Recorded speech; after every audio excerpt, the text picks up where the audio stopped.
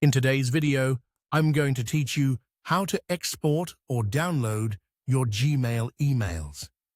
We'll use Google's official tool called Google Takeout. Start in a web browser where you're signed in to the Google account whose emails you want to back up.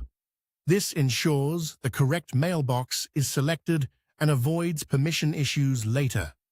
Head to takeout.google.com. If you're prompted, sign in to your Google account. You'll see a long list of Google products you can export. To focus only on email, click Deselect All, then scroll until you find Mail and check that box. This keeps your archive small and relevant. Next, click the All Mail Data Included button. Here, you can choose exactly what to export. If you want everything, leave it as is.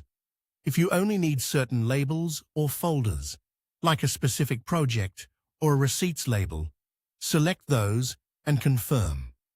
Being selective can speed up the export and reduce file size. Scroll down and click Next Step. Now choose how you want to receive the archive. A download link via email is the simplest option, but you can also send it to a connected cloud drive.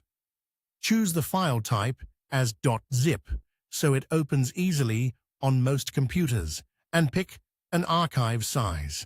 If you have a large mailbox, selecting a smaller split size creates multiple files that are easier to download and store. Click Create Export. Google will begin preparing your archive in the background. You can close the tab and carry on with other work. When it's ready, you'll receive an email with a download link.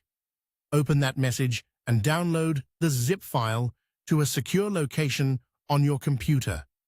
Be aware that preparation time varies.